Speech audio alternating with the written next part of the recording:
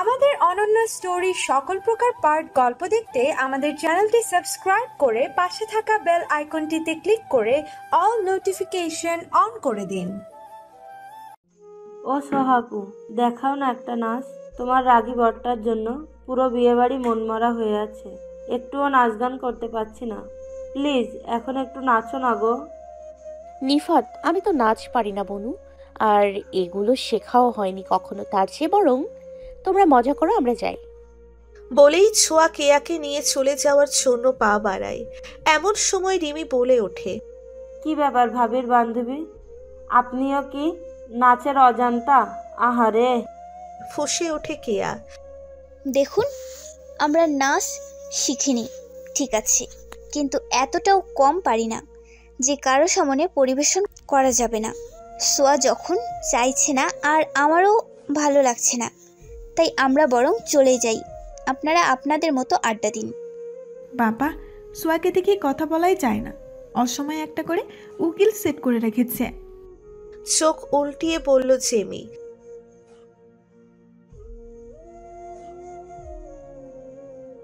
নেহান বলে উঠল ওদের মাঝ থেকে, কি ব্যাপার নেহান, তুই আবার কবে থেকে সোয়ার জন্য ওকালতি করতে নাম লেখালি? বাহ, ভালোই তো সাপোর্ট করছিস। জেমি তিরস্কার করে বলল নিহানকে। কেয়ার আগে ফুঁসে বলল, ঠিক আছে, আমরা নাচবো। ছোঁয়া চল, শুরু করব। কি বলছিস কি তুই? আমি এখন এসব পারবো না। তুই দেখছিস না ওরা কিভাবে আমাদের অপমান করছে? এদের জবাব দিতেই হবে। বলুক না ওরা ওদের মতো, চল আমরা চলে যাই। উফ, আমি যাব না, তুই গেলে যা, আমি এদের জবাব দেবই। জেদ ধরে বসে কেয়া। অগত্যা ছোঁয়াও শুরু করে ওর সাথে নাচ। কলেজে একটা অনুষ্ঠানে পরিবেশন করবে বলে ওরা আগে থেকেই শিখে তাল মিলিয়ে রেখেছিল নাচটাতে। দুজনের নাচই খুব ভালো ছিল, কিন্তু স্বাধীনের ভয়ে ছোঁয়া আর এগোতে পারেনি। এখানে ওরা খুব সুন্দরভাবে পরিবেশন করলো নাচ, কিন্তু একটুখানি নাচতেই স্বাধীন পানি খেতে ড্রয়িং রুমে আসলো। এসে নিহান সহ আরও কাজিনদের সামনে ছোঁয়াকে নাচতে দেখে রাগে মাথায় রক্ত চড়ে যায় ওর। যে ছোঁয়াকেও তাড়াতাড়ি অনুষ্ঠান শেষ করিয়ে বিশ্রাম নিতে রুমে রেখে আসলো, সে এখানে ধেই ধেই করে নাচছে দেখে রাগে লাল হয়ে গেল স্বাধীন। বরাবরের মতো রাগটা মাথা চারা দিয়ে উঠল। কি ব্যাপার, এখানে কি হচ্ছে এসব? রাত কয়টা বাজে? স্বাধীনকে এখানে আর এই অবস্থায় দেখে ভয়ে ছোঁয়া চুপসে গেল। এখানে সবার চেয়ে স্বাধীনের রাগ সম্পর্কে সে বেশি অবগত, আর রাগটাও যে ওর ওপরই বেশি ছাড়া হবে সেটাও ও জানে, তাই তো চুপ করে দাঁড়িয়ে থাকলো। আরে স্বাধীন ভাই, তুমি তো সোয়াকে সময় দিচ্ছ না, তাই তো বেচারি বান্ধবীকে নিয়ে কাপড় ডান্স দেখাচ্ছে আমাদের। জেমি বলে ওঠে সবার সামনে। মানে এসবের মানে কি? দেখ জেমি, ছোঁয়া যে এসব নাচ গানে আগ্রহ দেখায় না সেটা আমি জানি, তাই কেন এ সময় নাচছে সেটাই বল।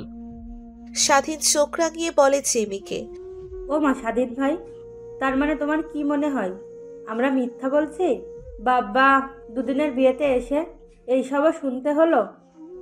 রিমি ফোরন কাটে। এবার কেয়া মুখ খোলে। কেন মিথ্যে বলছেন আপনারা? শুধু শুধু আপনারাই তো বাধ্য করলেন আমাদের নাচাতে। আমরা তো চলেই যাচ্ছিলাম, কিন্তু এই মেয়ে, তুমি থামো, আমাদের কথা বলতে দাও। ধমক দিয়ে উঠল জেমি। কেন ও থামবে কেন জেমি? ও তো ঠিকই বলেছে, তোরাই তো ওদের চিট করলি আর নাচতে বাধ্য করলি, এখন মিথ্যা বলছিস কেন? নিহান বলল জেমিকে উদ্দেশ্য করে। স্বাধীন যা বোঝার বুঝে গেছে। এবার ওর রাগটা আরও বেড়ে গেল, কারণ বাড়িটা কার? ছোঁয়ার। অধিকার কার? ছোঁয়ার। গেস্টকে ওরা, তাহলে ছোঁয়া কেন ওদের হাতের পুতুল হয়ে চলবে? এই মেয়েকে কোনো দিনও ভালো হবে না, একে শিক্ষা দিতেই হবে। শোন জেমি, ছোঁয়া কি করে না করে তা আমি ভালো করে জানি, তাই নেক্সট টাইম আর এসব ফালতু কাজে ছোঁয়াকে জড়ানোর চেষ্টা করবি না, আর সবাই যে যার রুমে চলে যায়। বলতেই সবাই সবার রুমে ভুর ভুর করে চলে যায়। ছোঁয়া আর কেয়াও যেতে নিলে স্বাধীন বলে ওঠে। এই তুই কোথায় যাস? আর কেয়া দাঁড়াও, এদিকে এসো, তোমাদের জন্য যত্ন আত্মীর ব্যবস্থা আছে। 1 ঘন্টা ধরে কান ধরে দাঁড়িয়ে আছে ছোঁয়া আর কেয়া। রাত প্রায় 1:45 কাছাকাছি। চুপচাপ বাঁধন আর স্বাধীন সোফায় বসে হিসেব নিকেশ করছে, আর ওরা দাঁড়িয়ে। ওদের অপরাধ, ওরা ওদের কথায় নাচলো কেন? ওদের করার জবাব দিতে পারলো না কেন? ওদের শাস্তি ছিল নাচ করা। স্বাধীন আর বাঁধন বসে বসে দেখবে আর ওরা নাচ করবে, কিন্তু দুজনেই ওদের সামনে নাচতে অস্বীকার করলে এভাবে কান ধরে দাঁড় করিয়ে রাখা হয়েছে। বাঁধনের ভীষণ হাসিও পাচ্ছে ওর বাঘিনী কন্যাকেও এভাবে বিড়ালের মতো দাঁড়ানো দেখে। বাঁধন একটু স্বাধীনের কানের কাছে মুখ নিয়ে গিয়ে বলে, স্বাধীন ভাই, আমার না হয় বাসরের অনেক দেরি আছে, কিন্তু তোমার তো কালই ভাই। হ্যাঁ, আর আজকে কি এমনি শাস্তি দেওয়া ঠিক হচ্ছে? বলছি, কাল কিন্তু লাটাই ওর হাতে থাকবে ভাই, একটু ভেবে দেখো। হ্যাঁ, এত সাধনার বাসর নষ্ট করো না। বাঁধনের কথাই স্বাধীন তার একমাত্র দখলদার সেই ডেভিল হাসিটা হাসল শুধু। ঠোঁটের কোণে শোভা পেল ছোঁয়ার খুন করা সেই হাসি। রাগে অনেকক্ষণ ধরে ফুঁসছে কেয়া। স্বাধীনের কাছ থেকে ছাড়া পেয়ে যখন রুমে আসলো তখন রাত প্রায় 2:20-25। ছোঁয়া কেয়ার রাগকে পাত্তা না দিয়ে ঘুমানোর জন্য প্রস্তুত হলো। স্বাধীনের রাগ, শাস্তি এগুলো সবই ওর গা সওয়া, তাই তো ঘুমাতে গেল। কিন্তু কেয়াকে দেখে খুব একটা বোঝা যাচ্ছে না রাগটা ঠিক কার ওপর, যে কান ধরে দাঁড় করিয়ে রাখলো তার উপর, নাকি ওর এমন নাস্তানুবুদ অবস্থা দেখে যে চোখ টিপে হাসলো তার উপর। ছোঁয়া কিছুটা আন্দাজ করলো রাগ মনে হয় যে হাসছে তার ওপরই। শুয়ে পড়ে চোখ বন্ধ রেখেই ছোঁয়া প্রশ্ন করলো, হ্যাঁ রে কেয়া, তুই ঠিক রাখছিসটা কার উপর? স্বাধীন ভাইয়ের ওপর নাকি? দেখ, এমনি আমি রেগে আছি, তাতে ফালতু কথা বলবি না। স্বাধীন ভাইয়ার ওপর রাগ হবে কেন? ওনার কোনো দোষ নেই, ওনার যুক্তি ঠিক ছিল। আমি বুঝতে পারছি উনি কেন মাঝে মাঝে তোকে শাস্তি দিতেন, কারণ উনি চাইতেন যেন তুই নিজের ওপর হওয়া অন্যায়ের প্রতিবাদ নিজেই করতে পারিস। আর যখন বোকার মতো সব অন্যায় মেনে নিস তখন উনি তোকে রাগ করে শাস্তি দেন। আসলে ওনার কোনো দোষ নেই। কাল বোকার মতো আমরাই তো ওই মেয়েগুলোর চালে ধরা পড়ে গেলাম। আমাদের উচিত ছিল ওদের সামনে বোকার মতো না নেচে যোগ্য জবাব দিয়ে চলে আসা। তাহলে তোর এত রাগটা কার উপর বনু? চোখ খুলে তাকিয়ে বলল ছোঁয়া, দেখলি না ওই বাদরটাকে কেমন তিরস্কার করে হাসছিল? রাগে গা জ্বলে যাচ্ছে আমার। শালা শয়তান খচ্চর ছেলে, আফ্রিকার বান্দর আমাকে দেখে হাসে। কেয়া রেগে যাওয়া দেখে উঠে বসে ছোঁয়া। কই ভাইয়া আবার কখন হাসলো? আমি তো দেখলাম না, তুই খালি এগুলো দেখিস। ছোঁয়ার গায়ে একটা বালিশ দিয়ে মেরে কেয়া বলল, একদম সাফাই গাইবি না। তুই তাকাসনি তাই। ও হেসেছে, তাও খুব মজা নিয়ে হেসেছে। আমার দিকে তাকিয়ে চোখ টিপে হেসেছে। আউচ! এই মেয়ে, ভাইয়া যে হেসেছে তা তুই দেখলি কেমনে? কই, আমি তো দেখলাম না। তার মানে তুই তাকিয়েছিস কেন ওনার দিকে? সেটা তো এমনি, ওই একবার চোখ পড়ে গেছিল আর কি। আর তখনই তো। তোতলাতে তোতলাতে বলল কেয়া। থাক, আর বলতে হবে না, আমি বুঝে গেছি। এবার ঘুমা, কাল আবার সকাল সকাল উঠতে হবে। বলেই ছোঁয়া মুচকি হেসে আবারও ঘুমাতে লাগলো। তুই দেখে নিস সোয়া, কাল ওই বাদরের বাচ্চা বাদরকে যদি আমি শিক্ষা না দেই তবে আমার নাম কিয়াই না, আর সাথে ওই মেয়েগুলোরও। বলেই কেয়াও ঘুমানোর চেষ্টা করলো। সকাল হতেই মহা সমারোহে চলছে বিয়ের আয়োজন। বাড়ি ভর্তি মেহমান। শাহানা বেগম প্রচুর ব্যস্ত অতিথিদের আপ্যায়নে। পুরো বাড়ি সাজানো হচ্ছে রং বেরঙের ফুলে। বাগানে রান্নার আয়োজন করা হয়েছে। সেখানে বাবুর্চিরা ব্যস্ত নানান রকম খাবার রান্না করায়। এত ঝামেলার মাঝেও শাহানা বেগম কড়াভাবে হুকুম করেছেন যেন ছোঁয়াকে কেউ না ডাকে। মেয়েটা যতক্ষণ পারে ঘুমাক। গতকাল থেকে কম ধকল যাচ্ছে না ওর ওপর দিয়ে। আরো 3-4 দিন এমনই যাবে, তাই ওর বিশ্রাম প্রয়োজন। কেয়া ঘুম থেকে উঠেছে 6টা বাজতেই। উঠে ফ্রেশ হয়ে বসে গেছে চিরকুট লিখতে। অনেক ভেবে ভেবে একটা মন মতো চিঠি লিখে ফেললো। যত সব আজগুবি কথাতে ভর্তি চিরকুটটা ছিল এমন। প্রিয় প্রাণেশ্বর, আপনাকে দেখিয়া আমার 1000 বছরের রজনীর নিদ্রা আমার বিসর্জন দিয়ে চলিয়া গেছে বহুদূর। আপনার সান্নিধ্য পাইতে আমি 7 সমুদ্র 13 নদী পার হইতে পারিব। গতকাল আপনাকে প্রথম দেখিলাম আমি। আপনি বিশ্বাস করিবেন না, দেখার পর হইতে আমার বুকের ভেতর কেমন ধুকপুক ধুকপুক করতেছে। মনে হইতেছে এখনই ছুটাইয়া চলিয়া যাই আপনার কাছে। আপনার ওই বেড়ালের মতো চোখ, কুকুরের মতো নাক আর ওই হাতির দাঁতের মতো দাঁতগুলো বারবার পাগল করে আমায়। কেমন করে যে আপনার কাছে আমায় টানিতেছে তা আমি বলিয়া বোঝাইতে পারিব না। আমায় খুঁজিবেন না, আমি যথাসময়ে আপনার সামনে হাজির হইব। ইতি আপনার জন্য অপেক্ষায় বসিয়া থাকা রক্তান্ত নামের মেয়েটি। চিঠিটা লিখে কেয়া সোজা চলে গেল স্বাধীনের রুমের দরজায়। রুমের সামনে খুলে রাখা বাঁধনের জুতোটি চিনতে ওর সময় লাগলো না। জুতোর মধ্যে ভরে দিল কাগজটি। তাড়াতাড়ি যেন বুঝতে পারে তাই আরও কিছু কাগজ ঢুকিয়ে দিল জুতোর মধ্যে। দিয়েই এক ছুটে চলে গেল নিচের রুমে। তারপর আবারও ছোঁয়ার পাশে শুয়ে পড়ল। বাঁধন এখনো ঘুমে, তাই তো ওকে না জাগিয়ে স্বাধীন উঠে গেল। কাল রাতে কান ধরিয়ে রাখার পর আর ছোঁয়ার সাথে কথা বলা হয়নি। ওর ছোঁয়া যে বড়ই অবুঝ। অন্তত আজকের দিনে মেয়েটার মন খারাপ হয়ে থাকুক তা কিছুতেই চায় না স্বাধীন। আস্তে আস্তে ছোঁয়ার রুমে ঢুকলো। ওর শান্ত ছোঁয়াটা এখনো বাচ্চাদের মতো ঘুমোচ্ছে, একেবারে গুটি সুটি মেরে। আস্তে আস্তে ছোঁয়ার কাছে গেল স্বাধীন। প্রিয়তমার ঘুম যেন ভেঙে না যায়, তাই তো নিঃশব্দে গিয়ে বসলো ছোঁয়ার পাশে। কেয়াও রুমে আছে বলে একটু ইতস্তত হলেও রুমে গিয়ে দেখলো কেয়া নেই। তাই তো মনের সংকোচটা কাটিয়ে আলতো পরশে ছুঁয়ে দিল ছোঁয়ার গালে আদুরে হাত। অগোছালো চুলগুলো আস্তে আস্তে গুছিয়ে এনে কানের পাশে রেখে দিল। পরম যত্নে টুপ করে একটি ভালোবাসার স্পর্শ এঁকে দিল ছোঁয়ার গালে। ঘুমের মাঝেই কারো স্পর্শ পেতেই চমকে উঠল ছোঁয়া। এমনিতেই সকালবেলা চারিদিকে হইচই, খুব একটা ঘুম ছিল না। তাতে আবার কারো এমন গভীর স্পর্শে কিছুটা কেঁপে উঠল ও। এমন স্পর্শ ঘুমের মাঝেও বহুবার পেয়েছে ও জানে এটা কার ছোঁয়া।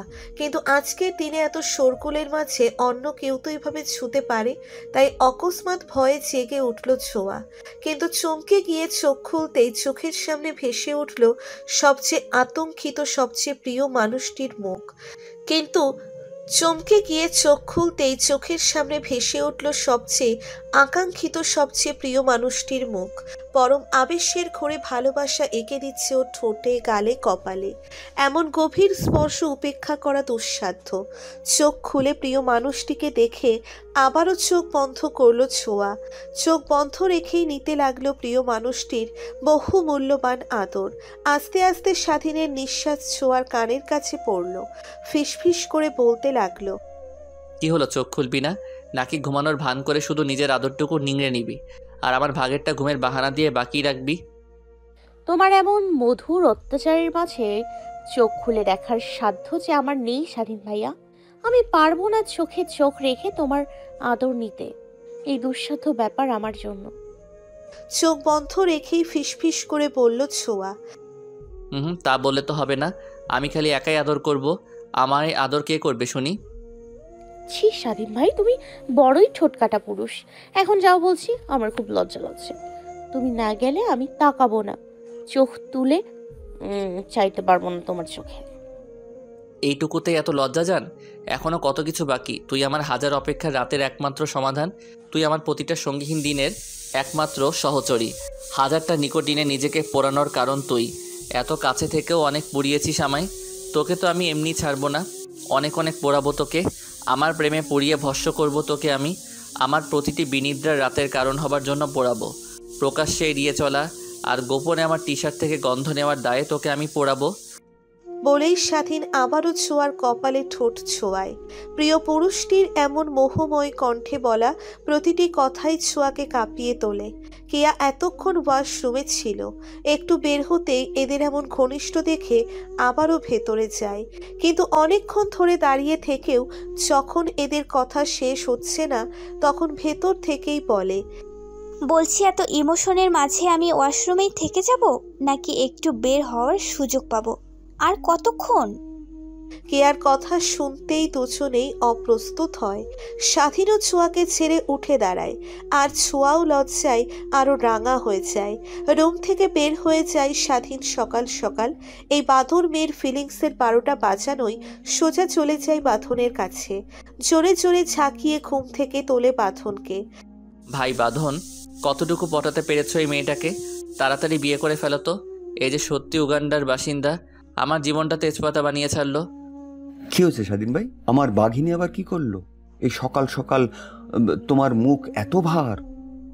আর বলো না, একটু গেছিলাম ছোঁয়ার কাছে। শয়তান মেয়ে তো আমায় ভালো করে ঘেঁষতে দিল না কাছে। মানে ভালো করে চুমু টুমু দেওয়ার আগেই ভাই ও এন্ট্রি নিল। আর কি লজ্জাটাই না দিল আমায়। সকাল সকাল স্বাধীনের এমন চুরি করে ছোঁয়ার কাছে গিয়ে ধরা পড়ে মুখ ভার করে এসে বলা কথাগুলোই প্রচণ্ড পরিমাণ হাসি পেল বাঁধনের। ভালোবাসাগুলো সত্যি অদ্ভুত। ভালোবাসার জন্য কত কত কঠোর পুরুষও নিজেদের কঠোরতার খোলস ছেড়ে শীতল বরফ হয়ে যায় প্রিয়তমার কাছে। নারীর সৌন্দর্য সত্যিই বড় অদ্ভুত। কি এক আলাদা শক্তি, আলাদা মোহতে মাখা নারীর সৌন্দর্য, যা হাজার বার বছরের তপস্যারত পুরুষকেও নিজের কাছে টেনে আনার সাধ্য রাখে। তাই তো কত কবি লিখে গেছেন, কত কবিতা এই নারী মোহের উপর। দিনেতে দিয়াছে শান্তি সাহস, রাতেতে হয়েছে বধূ। পুরুষ এসেছে মরু তৃষ্ণা লয়ে, নারী জোগায়েছে মধু। সকালের শুরুতেই কেয়ার কাছে এমনভাবে লজ্জিত হয়ে কিছুটা আড়ষ্ট হয়ে যায় ছোঁয়া। মনে মনেই হাজারটা গালি দেয় নিজের বোকামিগুলোতে। ওর পাশেই যে আজ কেয়া ছিল এই কথাও ভুলে গেল কি করে? দুহাত দিয়ে চোখ মুখটা ঢেকে আবারও ঘুমের মতো পড়ে থাকে ও। এখন কথা বাড়িয়ে শুধু শুধু কেয়ার কাছে আরও লজ্জা পাওয়ার থেকে চুপ করাই ভালো। কিন্তু শয়তান কেয়া তা হতে দিলে তো? ছোঁয়ার মুখ থেকে হাত সরানোর চেষ্টা করে যাচ্ছে, তাই বলে যাচ্ছে। এমন সময় ঘরে আসেন শাহানা বেগম। কি রে মা, রাতে ঘুম হয়েছিল ভালো? কোনো অসুবিধা হয়নি তো তোমার? না বড় মা, আমার কোনো সমস্যা হয়নি। ভদ্র মেয়ের মতো উত্তর দিল কেয়া। কই আমার ছোঁয়া উঠেছে? এই ছোঁয়া, এখন উঠ মা, কিছুক্ষণ পর থেকেই লোকজন চলে আসতে শুরু করবে। তোর বড় আব্বুর বন্ধু, তাদের ফ্যামিলি, সবাই শুধু তোদের দুজনকে দেখতে চাইবে। এখন ওঠ মা, ফ্রেশ হয়ে নাস্তা খেয়ে একটু সাজুগুজু কর, পার্লারের মেয়েগুলোও চলে আসবে। ছোঁয়ার চুলে বিলি কাটতে কাটতে বললেন শাহানা বেগম। উঠছি বড় মা। তুমি শুধু এই শাকচুনি কেয়াকে মুখটা বন্ধ রাখতে বলো। কি সব বলছে সকাল থেকে। বালিশ থেকে মাথা সরিয়ে শাহানা বেগমের কোলে রেখে বলল ছোঁয়া। এই, আমি আবার কি বললাম? শোনো বড় মা, আমি যা দেখেছি তাই বলেছি। সকাল সকাল এমন রোমান্টিক সিন দেখতে কার না ভালো লাগে বলো? শয়তান মেয়ে, তুই চুপ করবি? একদম বড় মার সামনে এসব বলবি না। বড় মা, তুমি ওই বেয়াদ্দব মেয়েটার একটা কথাও বিশ্বাস করো না। আহারে আমার লজ্জাবতী লতা, তোমরা যা করেছো আমি তাই বলেছি। ফের এসব দেখলে আবার বড় মাকে বলে দেব। শাহানা বেগম হেসে ফেললেন দুজনের ঝগড়া দেখে।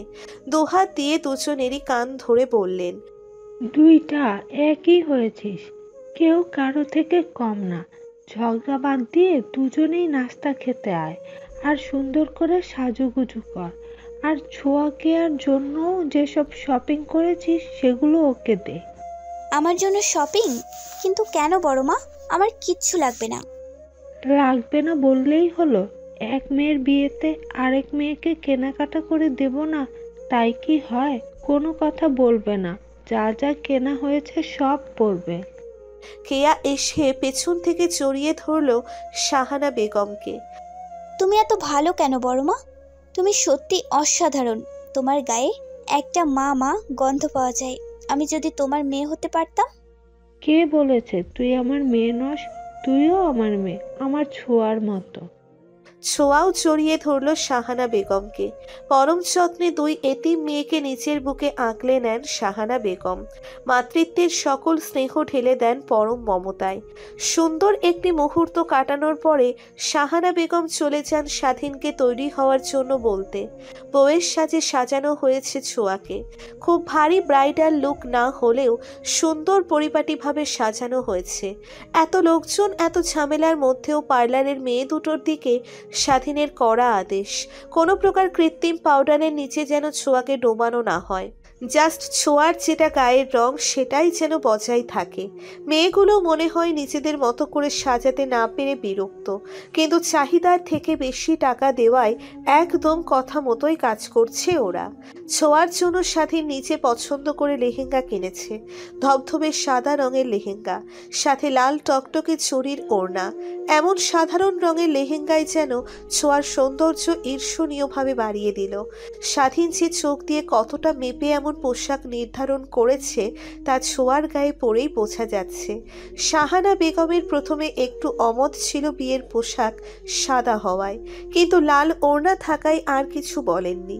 ছোঁয়ার ঘন চুলগুলো খোপা করে দেওয়া হলো, খোপায় একে একে গেঁথে দেওয়া হলো টকটকে লাল গোলাপ, চোখে গাঢ় কাজল আর ঠোঁটে টকটকে লাল লিপস্টিক। শাহানা বেগমের বানিয়ে রাখা সোনার গহনাগুলো খুব একটা কাজে লাগলো না। হাতে কিছু চুড়ি আর গলায় দেওয়া হলো স্বাধীনের তরফ থেকে দেওয়া ধবধবে সাদা ডায়মন্ডের নেকলেস। কানে শাহানা বেগমের দেওয়া বড় একটা ঝুমকো দেওয়া হয়েছে। এতটুকু সাজেই ছোঁয়াকে দেখে যেন চোখ ঝলসানো ব্যাপার। অসম্ভব সুন্দরী লাগছিল ছোঁয়াকে।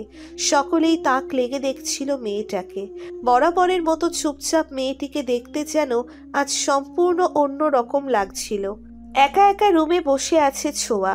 সাজগোজ শেষে মেয়েগুলো চলে গেছে, কেয়াটারও দেখা নেই। মনে হয় কাল রাতের প্রতিশোধ নিতে মেয়েটি উঠে পড়ে লেগেছে। ছোঁয়ার খুব অস্বস্তি হচ্ছে। ব্লাউজের হুকে কিছু একটা সমস্যা হয়েছে। এর মধ্যেই দরজা খোলার শব্দ পেয়ে ছোঁয়া পেছনে না দেখেই বলল, কেয়া জান, ব্লাউজের হুকে কিছু একটা হয়েছে রে, একটু ঠিক করে দে না। বলতেই কেউ যেন পরম যত্নে ওড়নাটা সরিয়ে ব্লাউজের হুকটা খোলে, কিন্তু এমন উষ্ণ স্পর্শ পেতেই ছোঁয়া শিহরিত হয়। এক লহমায় বুঝে যায় এটা কেয়ার স্পর্শ নয়। ঝটকা মেরে পেছনে থেকে ফিরতে ফিরতে ছোঁয়া বলে ওঠে, এই কে রে, সাহস কি করে হয় আমাকে এইভাবে ছোঁয়ার? কিন্তু সামনে তাকিয়েই দেখে সে আর কেউ নয়, স্বাধীন নিচে। লজ্জায় ছোঁয়া আড়ষ্ট হয়ে যায়। স্বাধীন ওকে এত কাছে থেকে দেখেছে বলে চোখ তুলে তাকাতে পারে না। স্বাধীন ভাই, তুমি? কেন, অন্য কাউকে আশা করেছিলি? আমি কেয়াকে ভেবেছিলাম। আস্তে আস্তে স্বাধীন আগাতে থাকে ছোঁয়ার দিকে। একেবারে ওয়ার্ড্রপের সাথে লেগে যায় ছোঁয়া। কি করছো স্বাধীন ভাইয়া? তুমি এখন যাও। আমি কি করব না করব এসব ভেবে তোর ছোট্ট মাথাতে বেশি চাপ নিতে হবে না বলেই পেছনে ঘুরিয়ে দেয় ছোঁয়াকে। আস্তে আস্তে ব্লাউজের হুকগুলো খুলতে থাকে। ছোঁয়ার ধবধবে ফর্সা পিঠ উন্মুক্ত হতে থাকে স্বাধীনের সামনে। ছোঁয়া বুঝতে পারে পিঠে ঠোঁটের উষ্ণ পরশ। কেঁপে ওঠে ছোঁয়া। তো তুমি চলে যাও স্বাধীন ভাই, এসব কি করছো? তুই খুব সুন্দর ছোঁয়া, আজ তোকে সত্যি খুব হট লাগছে। এতদিন তুই সুন্দরী ছিলি, কিন্তু এতটা যে হট তা কখনো খেয়াল করিনি। আজ তোকে নোরা ফতেহির থেকেও হট লাগছে। ছি, কি সব বলছো স্বাধীন ভাইয়া? তুমি যাও বলছি। এবার ছোঁয়াকে নিচের বাহু টোরে আবদ্ধ করে নেয় স্বাধীন। এখান থেকে বের হওয়ার মতো সুযোগও ছোঁয়ার নেই। তুই যদি চাস তো বাসরটাও এখনই সেরে ফেলতে পারি, কি বলিস? আজ স্বাধীনের চোখে অন্য রকম নেশা। পুরো কামুকতায় ভরা স্বাধীনের চাহনি। ছোঁয়া এমনভাবে কখনো স্বাধীনকে দেখেনি। লজ্জায় স্বাধীনের চোখে তাকাতে পারে না ছোঁয়া। এত লজ্জা পাচ্ছিস কেন? খালি আমি কাছে আসলেই তুই লজ্জা পাস? এমন বড় গলার ব্লাউজ পরেছিস, তার বেলায় লজ্জা লাগে না? স্টেজে লোকগুলো যখন চোখ দিয়ে গিলছিল তখন লজ্জা লাগলো না? এখন আমি যখন এমন ব্লাউজ দেখে কাছে এলাম আর অমনি তোর লজ্জা লাগলো?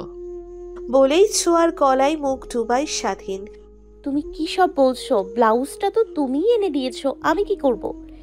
গলা থেকে মুখ সরিয়ে এক ঝটকায় ব্লাউজের পেছনের দিকটা টান দিয়ে ছিঁড়ে ফেলল স্বাধীন। আমি সেই সব প্রেমিক পুরুষদের মতো না, যারা সাজিয়ে গুছিয়ে নিজের সুন্দরী প্রেমিকাকে অন্যকে দেখাতে মজা পায়।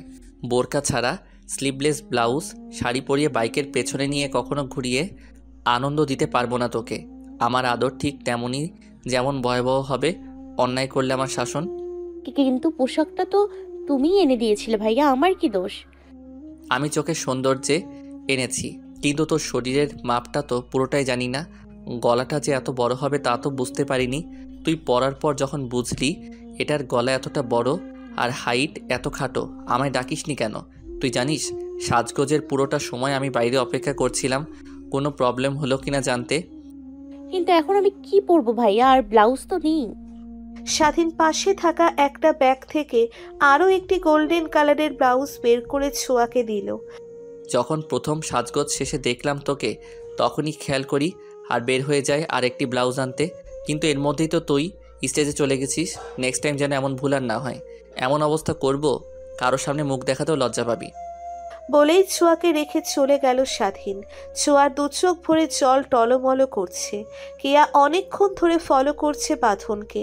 কখন বাঁধন জুতার ভেতর অন্য কাগজের উপস্থিতি টের পাবে আর তা বের করে দেখবে এই অপেক্ষায়।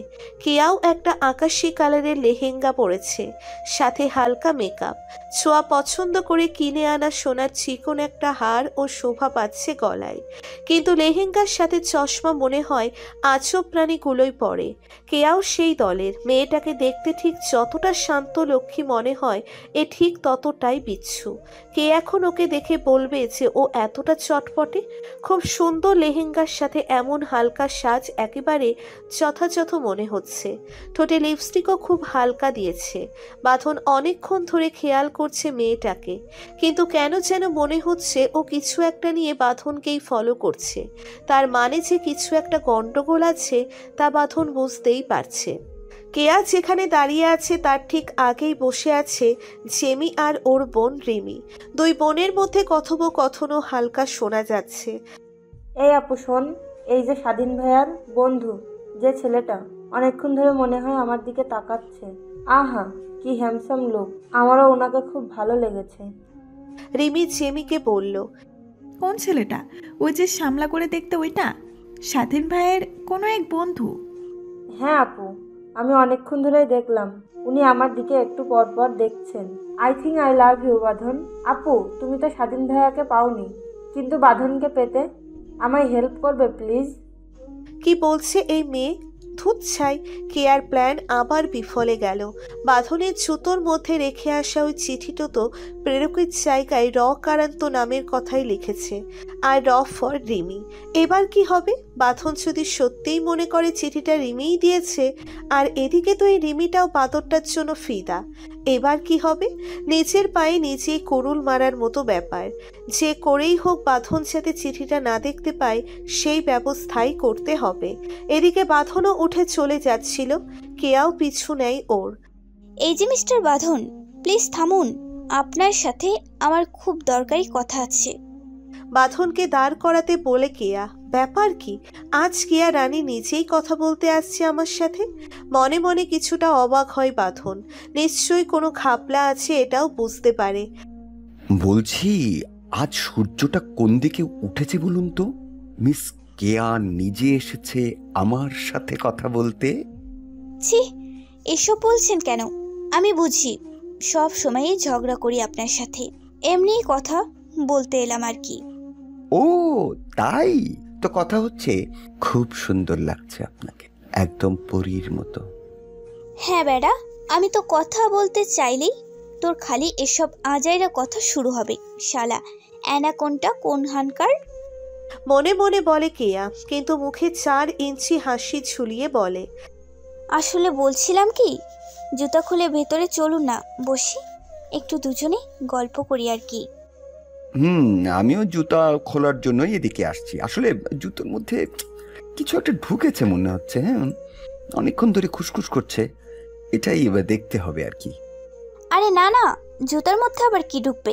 এগুলো আপনার মনের ভুল। চলুন তো গল্প করব। আমাকে নিয়ে এত ভাবনা আপনার এলো কবে থেকে বলুন তো? হ্যাঁ, আরে কিছু তো একটা ঢুকেছেই। ভাবনা? না না, এমনি আর কি বলছিলাম। বাঁধন জুতা খুলে কাগজগুলো বের করতেই বেরিয়ে এলো কেয়ার লেখা সেই চিঠিটি। ভাঁজ খুলে হাতে নিয়ে পড়তেই চোখ মুখ অন্যরকম হয়ে গেল। এই চিঠি কার লেখা বুঝতে একটুও বাকি নেই। চিঠি পড়া শেষ না হতেই সামনে থেকে কেয়া এক ছুটে দৌড়ে চলে গেল ওখান থেকে। মুখে এক তৃপ্তির হাসি নিয়ে দাঁড়িয়ে থাকলো বাঁধন। কেয়াটাও যে ওর প্রেমে খুব পড়েছে তা বুঝতে পারে বাঁধন। এদিকে কেয়া ততক্ষণে উধাও ওখান থেকে। বইয়ের সাজে বসে আছে ছোঁয়া, পাশেই স্বাধীন বসা। স্বাধীনও ছোঁয়ার সাথে ম্যাচিং শেরওয়ানি পরেছে। ক্লিন শেপ কালে ধবধবে ফর্সা ছেলেটিকে কোনো রাজপুত্র থেকে কম লাগছে না। লম্বা চৌড়া দেহটির সাথে সাদা গোল্ডেন কালারের শেরওয়ানিটা যথাযথ মানিয়েছে। হাতে সিলভার কালারের ব্র্যান্ডেড ঘড়ি, চোখে বরাবরের মতো কালো ফ্রেমের চশমা।